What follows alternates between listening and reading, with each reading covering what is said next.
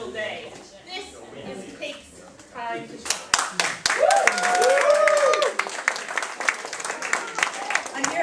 I hear the objection. I personally don't feel that including pie takes away from cake. I feel that cake is as much the centerpiece of the evening. In fact, the only reason we're having an entire conference based on pie, which the other person was actually completely against, is because so many people were speaking out against it.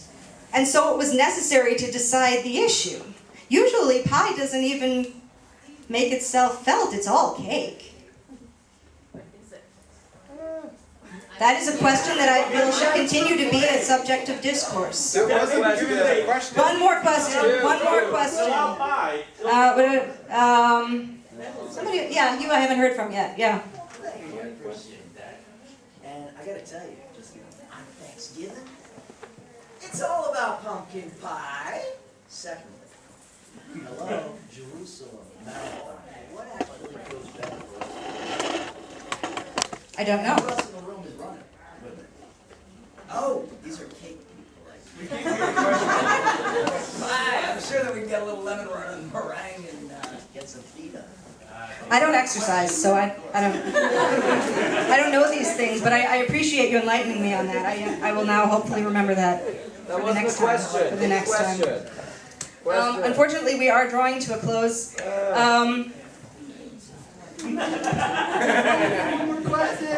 I would now like to call Rafi Posh up to the stage. We'll think about cake theatricality. Hopefully quickly enough for us to get to the vote. You don't want to take long enough. It's true. No, it's their fault.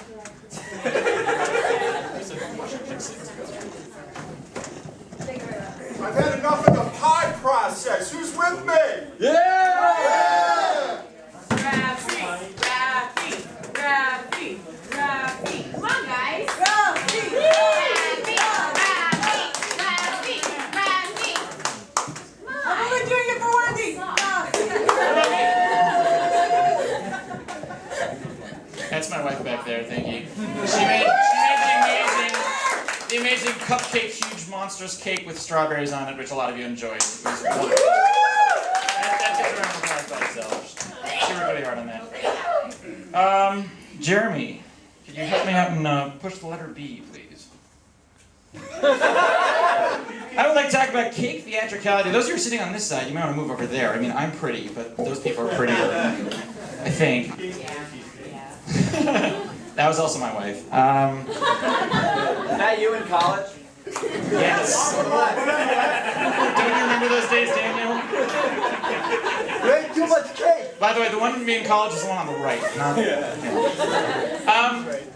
theatricality is always important when you're talking about foodstuffs, because if you don't enjoy your food, if you don't enjoy looking at your food, seeing your food, smelling your food, sometimes hearing your food, then both before you eat it and after, then you're missing out on most of the experience. What is theatrical about cake, you asked? Pie, has a pie in the face. Now, while that is one of the oldest tricks in the book, an incredibly old hat, while not being overly cliched, I mean it is overly cliched, but it's still usually funny. What theatricality does cake have? Cake in the face is a flimsy copy of pie in the face, trying to be something it's really not. But what pie doesn't get is people jumping out of it. Apparently used to in the 14th century. So I have not seen that documented anywhere. But okay, there were birds. There's a poem of birds flying out of the pie, and that's not really interesting one way or another.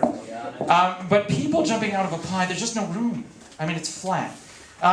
So this lecture is going to be about the theatricality of cake and why cake, indeed, is a beautiful thing. Now, cake not only is theatrical, but is quite the literary reference. As we all know, most theater starts from a script, unless you're improvising it, which improvising with cake is always fun. But I know I've tried. But one of the amazing things about how many references there are about cake in literature, everywhere in literature. You start from Shakespeare and you go to Harry Potter. Everyone's talking about cake. For those of you who haven't read the new Divergent trilogy, which is coming out as a movie in about I don't know, a month. Spoiler alert, lots of cake, tons of cake. Pie, not nearly as much. There are quotes all over, up and down, about cake everywhere that you can find. And for some reason, my computer just sort of word crashed. You know, whatever. It's made by Microsoft. They like pie. It's supposed to apple. You can think about that. The apple just likes apple pie. All right. One of the most amazing things about cake is that not only has it gone from literature, but it goes through all art forms, really. There's a recent rap song that was put out, and as my wife knows, I'm very well fluent in rap. But there's a recent rap song by a fellow named Denzel Curry called Threats, spelled with a Z. For those Americans, that's a Z. Thank you for translating. One of the lyrics in says, "Bust an African American's head for the cake." Now I don't know what cake is doing inside an African. Obviously, he didn't use the word African American. That's me PCing things going on. Yes, I'm pie crusting that over. But basically, he said you want to bust someone's head to get to cake. Now that's important. That's an important image. I mean, cake was so important to this guy that he included it in a rap song that had almost nothing to do with cake, and yet it's in there because he needed to bust someone's head to get to cake. There is a website, by the way, I kid you not, there's more than one that I found, where you can order these actual cakes that you can eat, that you can also pop out of. So talk about eating your cake and having it too, or having your cake and eating it too. And incredibly, we just passed through Valentine's Day, so I'll let that sit in your minds for somewhere, and you can think of whatever things you want to think of. But very romantic gestures can be made with cakes. Classic Roman culture was one of the first places that cake as we know it today came around. Yes, there was cake in the time of the pharaohs and ancient Jewish culture, but those were usually fig cakes or date cakes, not actual cake with flour. Cake with flour really came around in the classic Roman culture, where they used to make flat, round cakes of flour and give them to people who were victorious in battle, who were successful gladiators, a slave if you really liked them and were rich, or occasionally for weddings. In Greek ceremonies, they used to have weddings that used to break over the bride's head for good luck, also for fertility.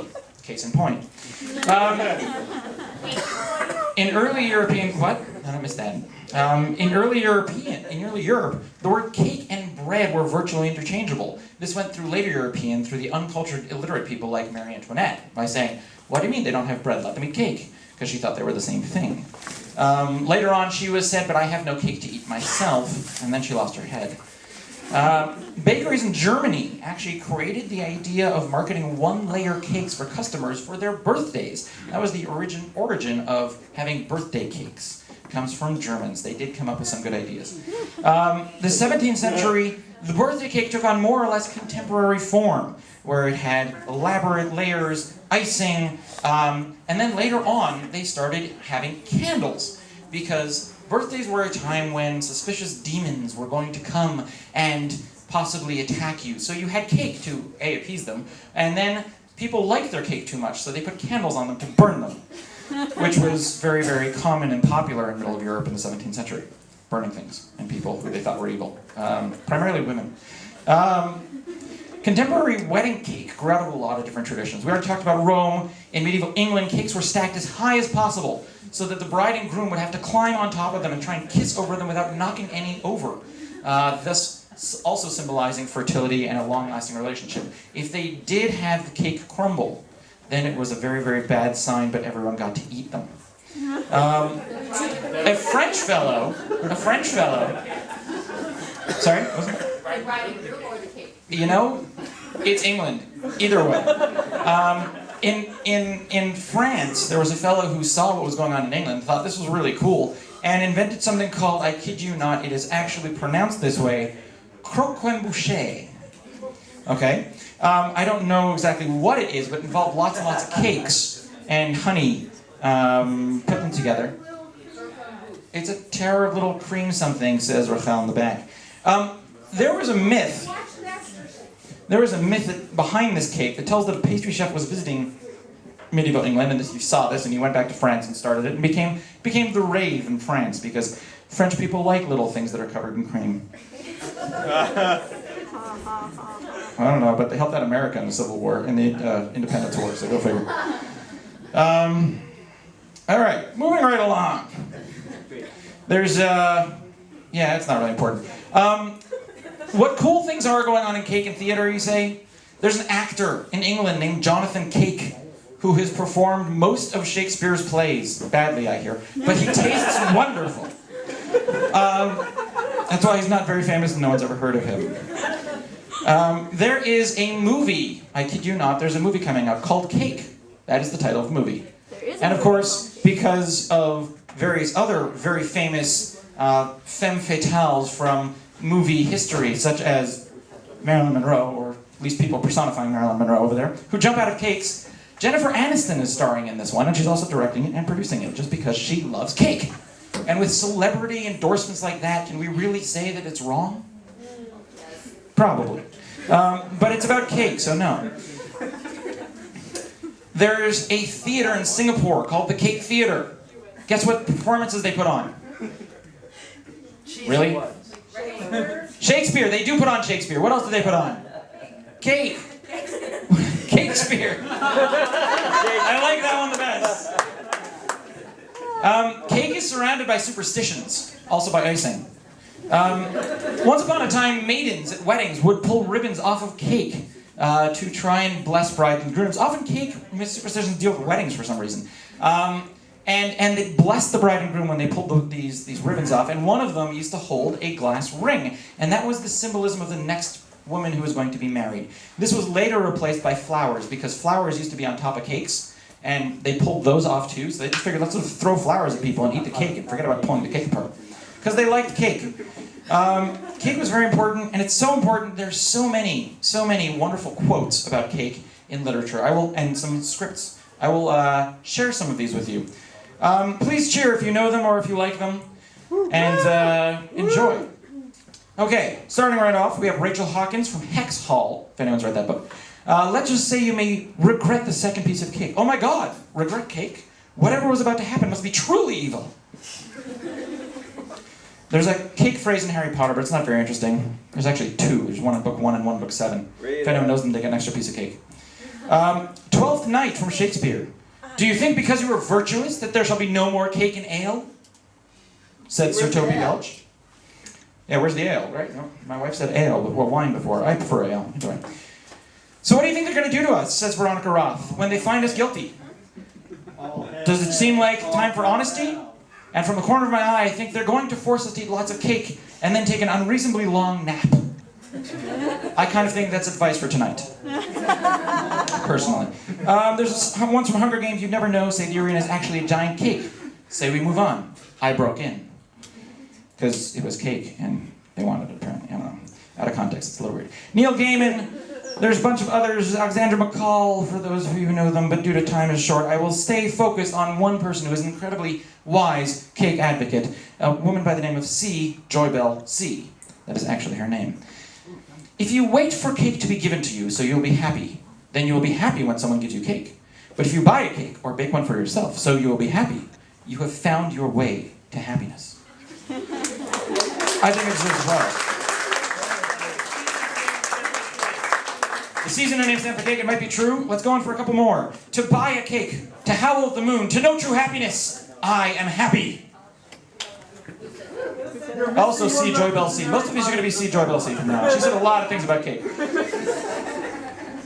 Dave Barry, we'll take off C. Joybell C for the next one. Dave Barry comes and says, my therapist told me the way to achieve true inner peace is to finish what I start. So far today, I finished 2 bags of M&Ms and a chocolate cake, and I feel better.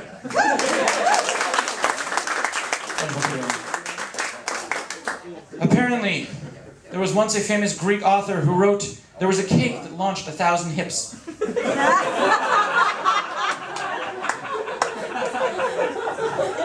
Apparently it was called Helena cake. One could say it was one hell of a cake. Sorry. After a good one, you have to have a bad one. It's kind of a rule. All sorrows in life stem from lack of cake. If you had your own cake, you wouldn't bother trying to take away another person's cake. And if cake you had were beautiful enough, you wouldn't bother trying to melt the icing of that other person's cake. And if you always had a very beautiful cake, and that was always beautiful enough, then you would have a smile on your face all the time and wouldn't even care if other people were enjoying their own cakes. Because you'd be enjoying yours too. Therefore, I hereby decree that all sorrows can be fixed by many beautiful cakes. Bake a cake. Also, see Joy Bell C. One of the wonderful things. Yes, that deserves applause. We can definitely see. And now we will leave off with a quote from My Favorite Mistake by Chelsea M. Cameron. Your favorite since cake. I nearly had a cake-gasm at the table. My eyes rolled back in my head and I moaned, "Sweet Christ." I opened my eyes to find Hunter watching me with the strangest expression on his face. "What? It's really good? You should try some," I said, pushing the plate at him. It was a testament of how embarrassed I was about the cake-gasm that I was even sharing it at all. I swear, if there weren't a table between us, I would be kissing you right now, and none too gently. I put my form down, swallowed so I wouldn't choke. You didn't seem to mind about the recliner, I said. True, but there wasn't an audience, and that's a very ugly recliner. You said cake anywhere there? I didn't know. Take a beard off the field. All these images is not meaning to forget about the rest of the cake.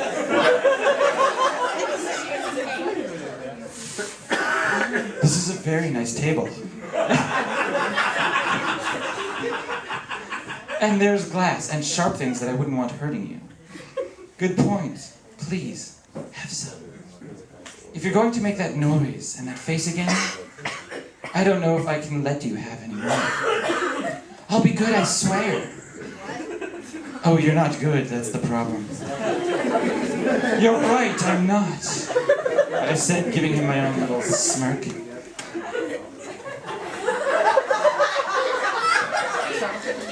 going. This is 50 Shades of Grey, right? I do try, though.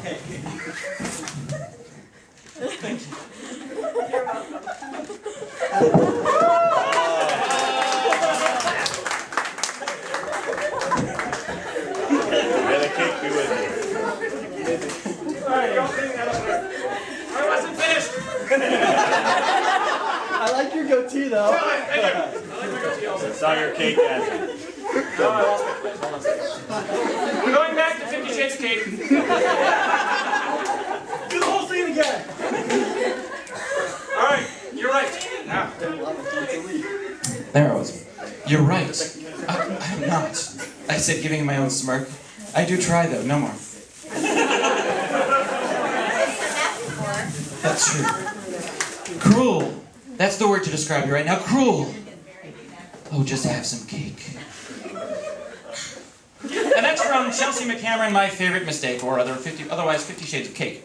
Highly recommended, wonderful little book. I've never read it myself. I want to say on behalf of the entire Cake Conference Planning Committee, which is pretty much Rachel,